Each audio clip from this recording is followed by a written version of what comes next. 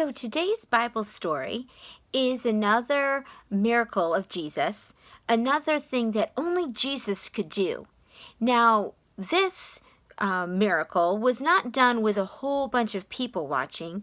This was more of a private moment with Jesus and his disciples.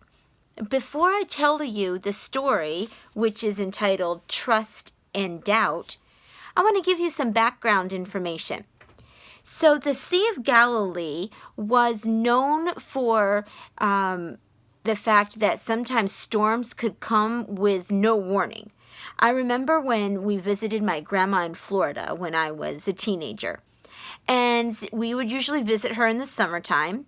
And it would be a beautiful morning, and it would be nice weather to ride our bikes around, and sometimes we would go to a nearby pool, and then you would hear that a storm was starting to come in. And we would think, a storm is coming in, but it was just sunshiny weather. It was beautiful. And then quickly, it would start to rain. Sometimes there would be thunder and lightning, and then it would be gone, and it would be sunshiny again. Storms came in and storms went out, sometimes without much notice. Well, that's kind of what it is known for at the Sea of Galilee. The Sea of Galilee was known for sudden storms, and these storms were usually pretty strong. And when this happened, sometimes there would be fishing boats out on the water that could be in a bad place. So those people that would use the Sea of Galilee for fishing, they would know to expect things like this, and they would have ways that they could keep themselves safe. Well, today's story is going to happen on the Sea of Galilee, and you guessed it, there's going to be a storm. One more thing I want to tell you before we get started with our story. I know you're so excited by now to know what this story is about. Do you remember the miracle of how Jesus took 5 loaves of bread and 2 fish and fed thousands of people with one boy's lunch? Well, that situation has just happened. So where our story starts today is right after Jesus did that miracle. The people were so amazed at how Jesus could take one boy's lunch and multiply it to feed 5,000 people that they wanted to make Jesus their king. But that's not why Jesus was on earth. Jesus was on earth for a much bigger purpose. And that's where our story starts. How did Jesus handle it when everybody wanted to make him king? After Jesus fed thousands of people with one boy's lunch, his disciples got into a boat. He told them to row to the other side of the Sea of Galilee. He would meet later, but first he wanted to pray. Jesus sent the crowd away and went up to a mountain by himself to talk to his heavenly Father. The disciples rowed about 3 miles out into the sea. It was night and everything around them was dark. The wind started stirring up the waves. Here comes that storm. The small boat was being beaten by the strong waves. Very early in the morning, when it was still dark, Jesus saw the disciples struggling with the oars because the wind was against them. Jesus came to the disciples, but not by boat. Jesus came walking on the water. Now, as I said, he had just finished ministering to thousands of people, and then he took some quiet time. He got by himself and talked to his heavenly Father.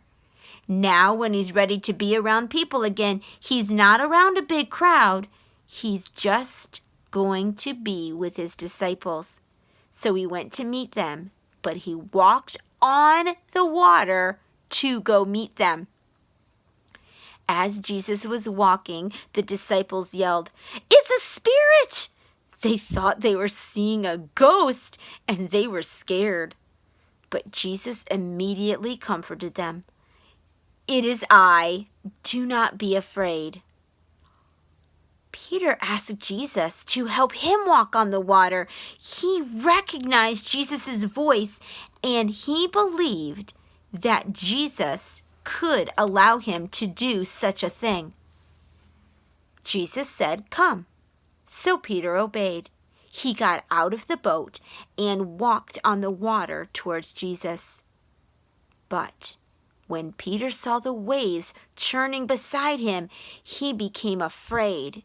Peter started to sink. "Lord, save me!" he shouted. Jesus immediately reached out and took Peter by the hand. Jesus told him that his faith was small and asked him, "Why did you doubt?" Peter had trusted Jesus until he looked at the storm around him. Then he got afraid. Jesus got into the boat with the disciples and the wind stopped. The men were amazed. They had not realized that Jesus was really God until he had performed the miracle of feeding 5,000 people with little food. And now they believed, and Jesus was who he said he was, and they said, "You are the Son of God." So that is my story to share with you of the miracle of Jesus that he performed, not in front of a crowd this time, but just to his disciples. And what can we learn from this? Well, when we are looking at our situation, we can get overwhelmed, and we can get nervous, and we can get scared, and we can get sad. Are you in a new situation? Yes, you are. If you look around, it does not look like Emmanuel Christian Academy. I'm right here, but I'm not as close to you as I usually am in the classroom. This is all very different for both of us. And we could get sad and we could get discouraged. But you know what? This isn't coming as a surprise to God. Did you know that back in August when you started school, Jesus knew that you were going to be having online school in the spring? We didn't know that, but Jesus did.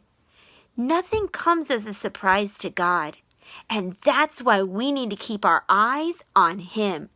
Don't look at your situation, you look at Him. When I get discouraged, I get discouraged too. I get sad too. There's a song that I learned as a little girl, and it goes like this. Don't look down or around, just look up, up, up.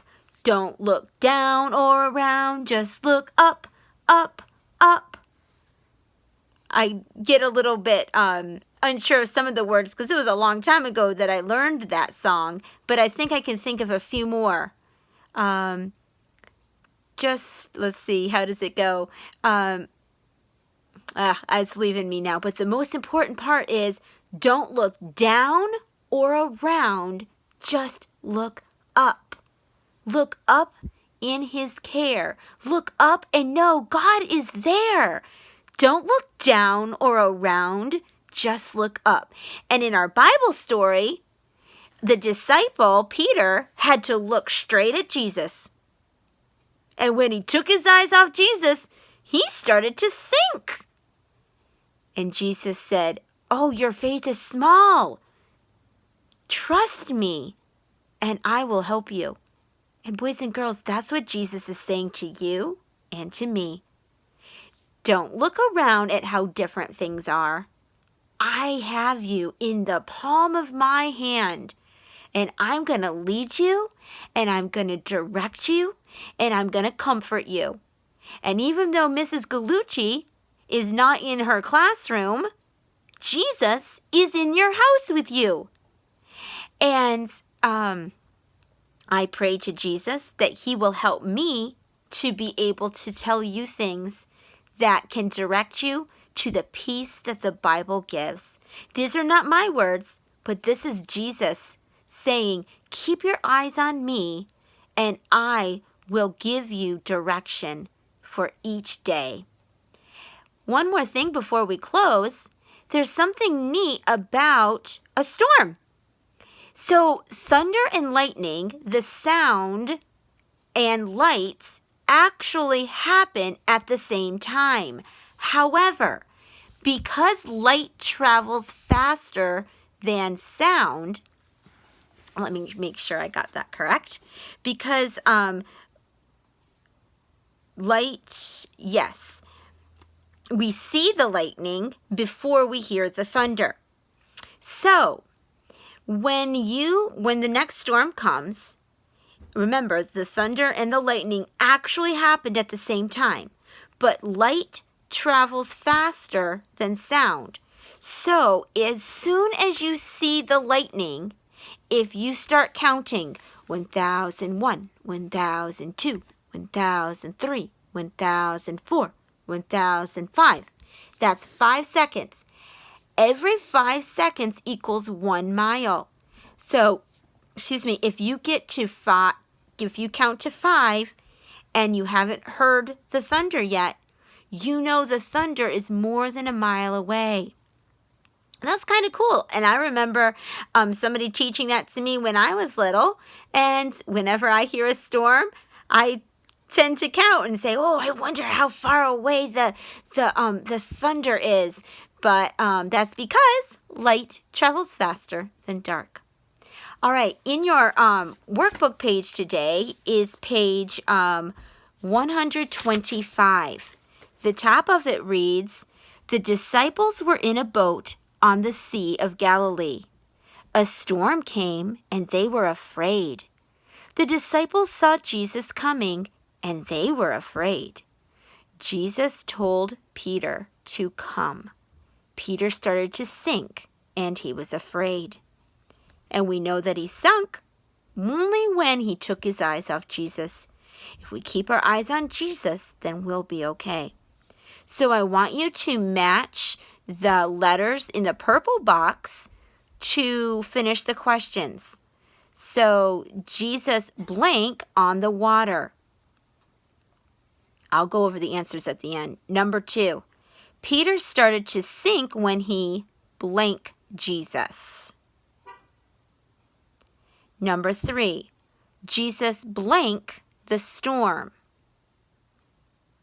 And number 4, the disciples blank Jesus. Okay, number 1 was C, walked. Number 2 was E, doubted. Number 3 was A, calmed. And number 4, the disciples B, worshiped Jesus. Have you ever felt afraid? God knows that people feel fear sometimes. God has made a wonderful promise to his children. Start at the star. So right here is where we're at. So start at the star. And it says, start at the star and write the words in order as you follow the word wheel. So start at the star, and this is the first word you'll write. And then this word, and then this word, and then this word, and then this word. And you're going to be filling in the blank over here, your words. So the question was, well, I guess it wasn't, it isn't a question, but it is a, oh, yes, it was. God has made a wonderful promise to his children, and you can find that promise by following the word wheel. All right. Did you have a chance to do it? Let's say that together. Let's say it like we believe it. God is always with me. All right, boys and girls. I hope that you're able to remember this lesson throughout your week. And remember, God is always with me. I love you. Thanks for listening to the lesson. Bye.